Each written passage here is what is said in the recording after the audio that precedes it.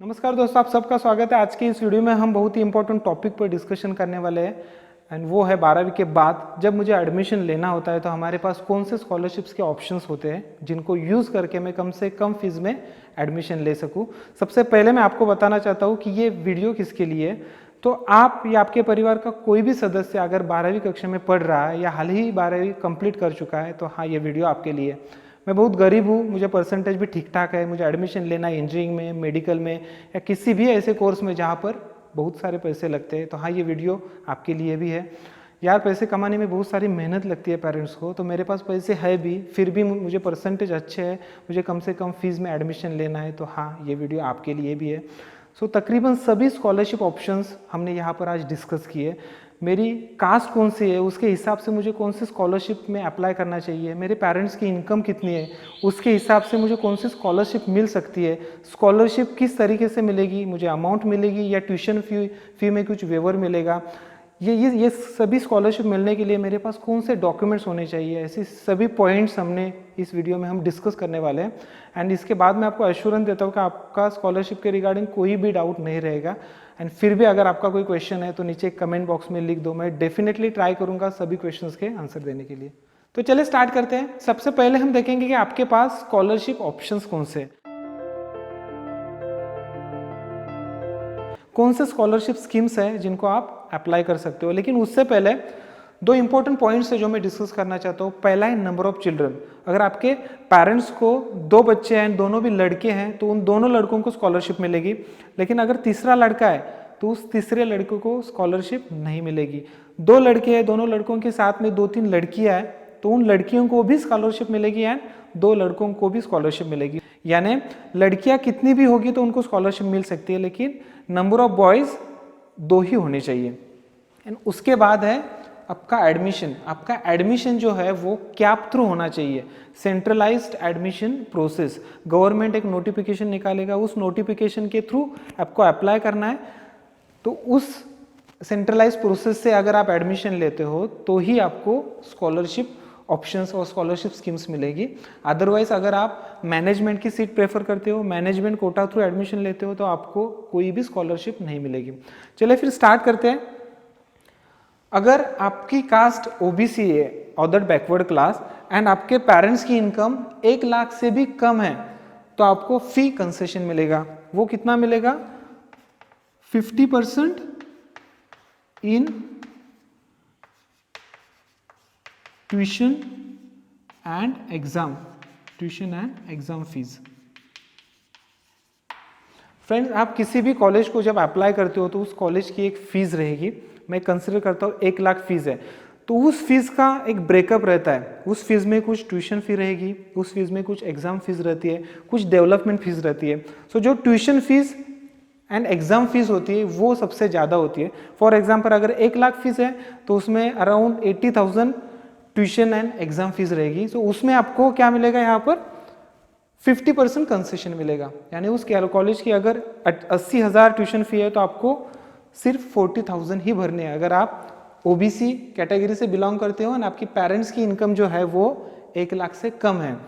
And उसके बाद अगर आप किसी हॉस्टल में रह रहे हो, कॉलेज के हॉस्टल में रह रहे हो, उसको मैं बोलूँगा हॉस्टेलर स्टूडेंट, तो उसको 425 पर मंथ, आपको 425 रुपये पर मंथ एक अलाउंस मिलेगा, मेंटेनेंस अलाउंस, जो कि 10 महीनों के लिए ही होगा। 2 महीने तो एक्चुअली कॉलेजेस को छुट्टियाँ रहती है तो आपको वो 10 मंथ्स के लिए ही मिलेगा। एंड अगर आप हॉस्टल में नहीं रह रहे हो, आपका घर पास में, आप घर में रह रहे हो, तो उसको डे स्कॉलर्स, उस स्टूडेंट्स को डे स्कॉलर्स बोला जाता है, जिनको 190 रुपया पर मंथ मिलेगा एज अ मेंटेनेंस अलाउंस। उसके बाद इस स्कॉलरशिप को अगर मुझे अप्लाई करना है तो मेरे पास ये सब डॉक्यूमेंट्स होने चाहिए: caste certificate, caste validity, non criminal certificate, parents का income certificate, passing marksheet, CAP reporting letter. जब आप इस कैप से एडमिशन लेते हो तो आपको एक रिपोर्टिंग लेटर मिलता है, वो लेटर भी लगेगा। Bonafide certificate, rector certificate for hosteller. अगर जिस कॉलेज में आपको एडमिशन लेना है उस कॉलेज में आपको हॉस्टल से, उस हॉस्टल रेक्टर से वो सर्टिफिकेट मिलेगा। आपका आधार कार्ड एंड बैंक पासबुक, जहाँ पर जिस अकाउंट पे आपकी स्कॉलरशिप जमा हो गया, स्कॉलरशिप आएगी। ठीक है, ये तो था ओबीसी में अगर कैंडिडेट है तो उसके लिए। उसके बाद सेकेंड कास्ट हम देखेंगे एसबीसी। अगर आप एसबीसी में बिलोंग करते हो तो आपको इनकम कंडीशन सेम है, आपकी इनकम, पेरेंट्स की इनकम 1 लाख से कम होनी चाहिए। उसके बाद फीस कंसेशन जो है यहाँ पर आपको 50% है। अगर आप एसबीसी से बिलोंग करते हो तो आपको 100% वेवर मिलेगा ट्यूशन एंड एग्जाम फीस में। यानी आपकी ट्यूशन फीस, जैसे हमने देखा कि ट्यूशन फीस अगर 80,000 है तो यहाँ पर मुझे 40,000 भरना पड़ रहा है ओबीसी कैंडिडेट। तो यहाँ पर आपको कुछ भी नहीं भरना है, आपको सिर्फ जो कुछ नॉमिनल डेवलपमेंट फीस रहेगी वो नॉमिनल फीस सिर्फ भरनी है, वो कुछ 10-20 हज़ार होगी। उसके बाद मेंटेनेंस अलाउंस। सो मेंटेनेंस अलाउंस भी एसबीसी के लिए सेम है। उसके बाद नंबर ऑफ डॉक्यूमेंट्स, जितने डॉक्यूमेंट्स ओबीसी कैंडिडेट को लगते हैं एडमिशन लेने के लिए, वही डॉक्यूमेंट्स एसबीसी कैंडिडेट को एडमिशन लेने के लिए लगते हैं। ये डॉक्यूमेंट्स कैसे निकालना है, कहाँ से आपको ये सभी डॉक्यूमेंट्स मिलेंगे, इसके ऊपर भी जल्दी मेरी एक वीडियो आएगी, सो वो वीडियो भी देखना मत भूलना। नेक्स्ट कास्ट है एनटी या विजिडिटी। इस कास्ट से अगर आप बिलोंग करते हो तो ये आपकी इनकम कंडीशन सेम रहेगी, आपके पेरेंट्स की इनकम 1 लाख से कम होनी चाहिए। फी जो कंसेशन है वो फी कंसेशन आपको 100% मिलेगा, जैसे एसबीसी कैंडिडेट्स को मिलता है, सिमिलरली आपको 100% फीस कंसेशन मिलेगा इन ट्यूशन एंड एग्जाम फीस में। आपको यहाँ पर भी कुछ अमाउंट नहीं पे करनी है। उसके बाद मेंटेनेंस अलाउंस जो है वो मेंटेनेंस अलाउंस भी सेम है, 425 for hosteller and 194 for day scholar. Documents जो है वो डॉक्यूमेंट्स भी सेम, टोटल डॉक्यूमेंट्स आपको भी 10 लगने वाले हैं जैसे एसबीसी एंड ओबीसी कैंडिडेट्स को लगते हैं। तो नेक्स्ट है एससी कास्ट। अगर आप एससी कास्ट से बिलोंग करते हो तो ये इनकम जो है पेरेंट्स की इनकम, वो इनकम अमाउंट भी चेंज हो जाते हैं। यहाँ पर अगर आपकी income amount less than 2.5 lakh है तो भी आपको स्कॉलरशिप मिलेगी, अगर आप एससी कास्ट से बिलोंग करते हो तो। अगर आपकी एसटी कास्ट है, शेड्यूल ट्राइब, तो भी सेम कंडीशन है। यहाँ पर आपकी इनकम अगर 2.5 लाख से कम है तो एसटी कास्ट वाले स्टूडेंट्स को भी स्कॉलरशिप्स मिलेगी। इसमें आपको क्या मिलेगा, सेम है, फी कंसेशन जो है तो फी कंसेशन आपको इतना ही मिलेगा 100%, यानी यहाँ पर भी आपको कोई ट्यूशन फी या एग्जाम फी आपको नहीं भरनी है। उसके बाद मेंटेनेंस अलाउंस की अमाउंट यहाँ पर चेंज हो जाती है। सो यहाँ पर आपको, अगर आप हॉस्टेलर हो तो आपको 1200 रुपये पर मंथ इतनी अमाउंट मिलेगी एज ए मेंटेनेंस अलाउंस। अगर स्टूडेंट हॉस्टेलर है तो हॉस्टेलर स्टूडेंट्स, एंड अगर आप आपके घर में रह रहे हो, हॉस्टल में नहीं रह रहे हो, तो आपको 550 इतनी अमाउंट मिलेगी फॉर डे स्कॉलर। ठीक है, और एससी एंड एसटी को सेम बेनिफिट्स है, eligibility less than, parents income less than 2.5 lakh. उसके बाद आपको 100% ट्यूशन फी वेवर्स मिलेगा। उसके बाद 1200 पर स्टूडेंट अगर आप हॉस्टल में रह रहे हो, नहीं तो आपको 550 पर मंथ मिलेगा। और उसके बाद number of documents. So number of documents भी ऑलमोस्ट जो OBC, SBC and NT, validity इन कैंडिडेट्स को लगते हैं उतने ही नंबर ऑफ डॉक्यूमेंट्स लगेंगे। इसमें सिर्फ आपको एक डॉक्यूमेंट नहीं लगेगा एंड वो है नॉन क्रीमिलियर, यानी आपको टोटल 9 डॉक्यूमेंट्स लगेंगे।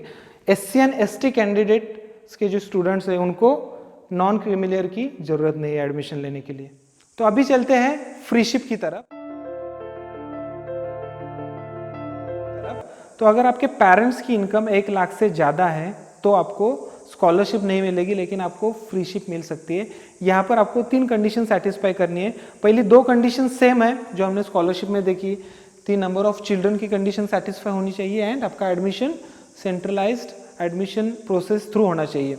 उसके बाद एक और कंडीशन यहाँ पर ऐड हुई है, वो है नंबर ऑफ ड्रॉप्स। जब आप एडमिशन लेते हो किसी भी कोर्स में, इंजीनियरिंग हो, मेडिकल हो या कोई भी कोर्स हो, तो आपको एक फ्रीशिप मिलेगी अगर ये कंडीशन आप सेटिस्फाई कर रहे हो तो। लेकिन अगर आप एडमिशन लेने के बाद 2 बार अगर फेल हुए तो डेफिनेटली ये फ्रीशिप कैंसिल हो जाती है, यानी आपके नंबर ऑफ ड्रॉप जो है वो 2 नहीं होने चाहिए। एक बार अगर आप फेल हो जाओगे तो चलेगा, आपको फ्रीशिप मिल सकती है। तो अभी चलते हैं कास्ट। यहाँ पर भी ऑलमोस्ट स्कॉलरशिप की तरह ही है, यहाँ पर सिर्फ आपको आपके पेरेंट्स की इनकम है वो चेंज है, आपके बेनिफिट्स डॉक्यूमेंट्स सभी सेम रहेंगे।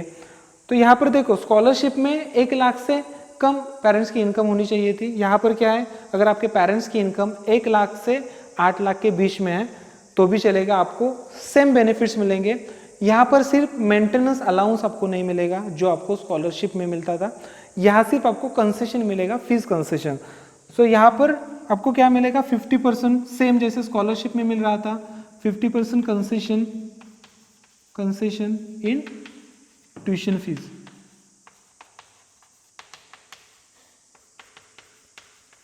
डॉक्यूमेंट जैसे मैंने आपको बोला, डॉक्यूमेंट्स वही लगेंगे। 50% कंसेशन यानी आपको अगर 80,000 फीस है तो मुझे 40,000 ही भरनी है। उसके बाद एसबीसी, एसबीसी को भी पेरेंट्स की इनकम की जो कंडीशन है वो सेम है। उनके पेरेंट्स की इनकम भी कितनी होनी चाहिए, 1 लाख 8 लाख के बीच में होनी चाहिए, तो वो इस फ्रीशिप के लिए अप्लाई कर सकते हैं।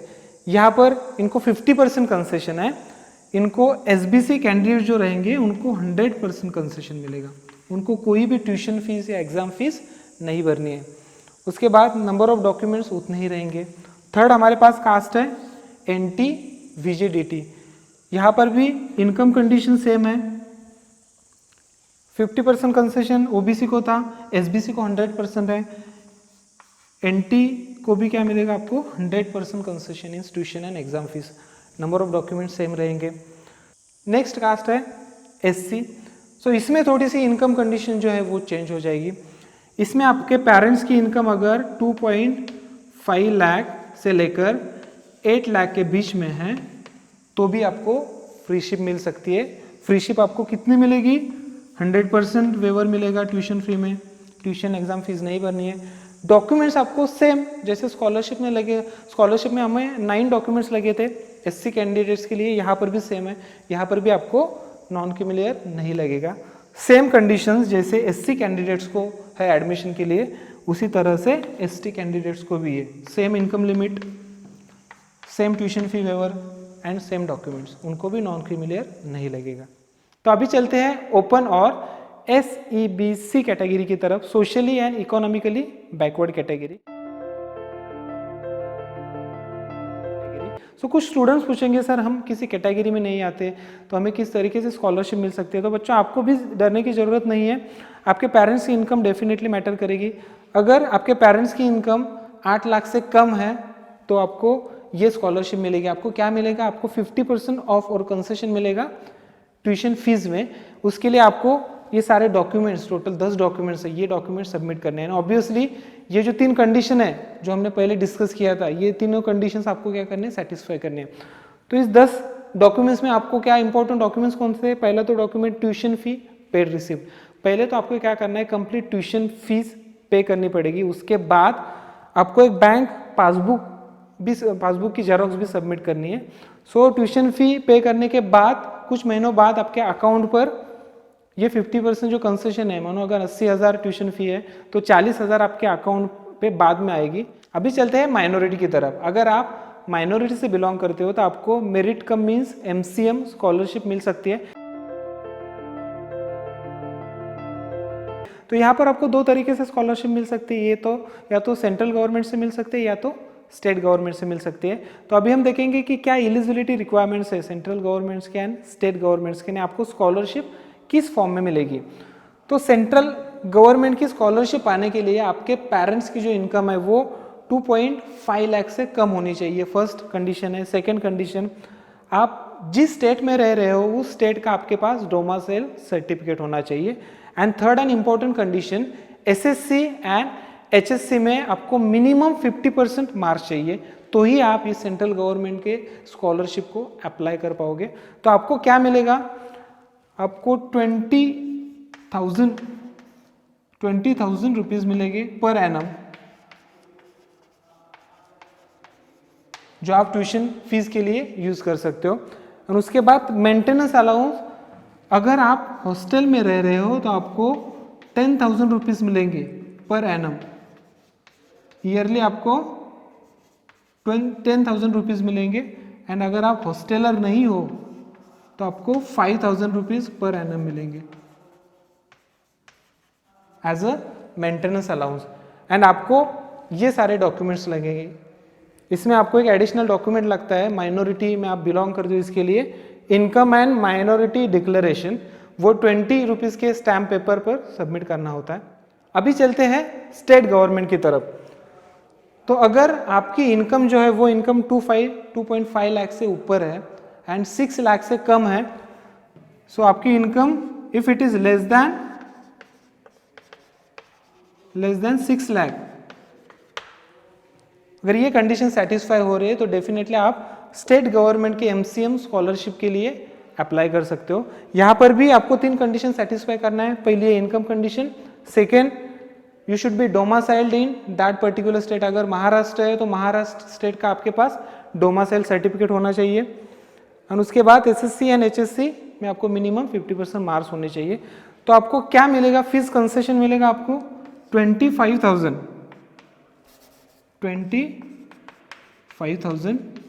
पर एनम,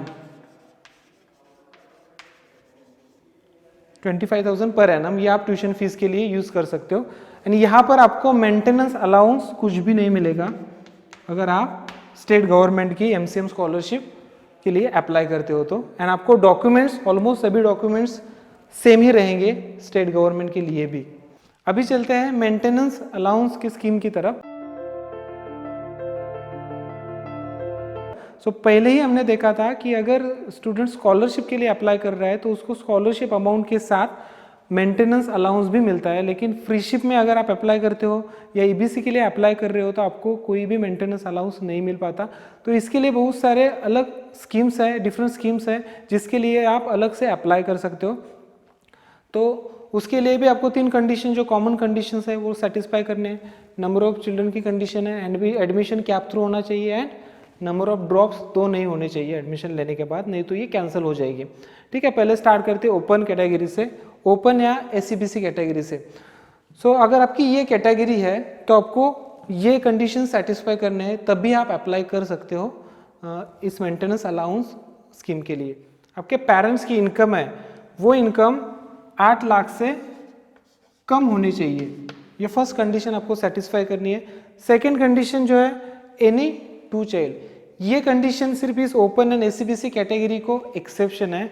हमने यहाँ पर अप टू 2 चिल्ड्रन इस पॉइंट में हमने डिस्कस किया था कि अगर लड़के 2 रह गए तो 2 लड़कों को स्कॉलरशिप मिल सकती है, लेकिन लड़कियां कितनी भी रहेंगी तो उनको स्कॉलरशिप मिलती है। लेकिन यहाँ पर ये एक्सेप्शन है, यहाँ पर एनी 2 चाइल्ड है, यानी आपको लड़कियां हो या लड़के हो, पहले जो 2 रहेंगे उनको ही आपको क्या मिलेगी, और आपको ये मेंटेनेंस अलाउंस स्कीम उनको ही लागू हो सकती है। सो सिर्फ ये ओपन एंड एससीबीसी कैटेगरी के लिए, अदर कैटेगरीज के लिए ये सेम रूल अप्लाई होता है। तो ये सेकेंड कंडीशन यहाँ पर आपको सेटिस्फाई करनी है। हॉस्टेलर, ये भी इंपॉर्टेंट है, कंपलसरी है। आपको अगर मेंटेनेंस अलाउंस चाहिए तो आपको हॉस्टल में रहना कंपलसरी है। एक तो आप प्राइवेट हॉस्टल में भी रह सकते हो या कॉलेज के हॉस्टल में भी रह सकते हो। अगर ये तीनों कंडीशन सेटिस्फाई हो रही है तो आपको बेनिफिट्स क्या मिलेंगे, आपको 8,000 पर एनम मिलेगा एज अ मेंटेनेंस अलाउंस।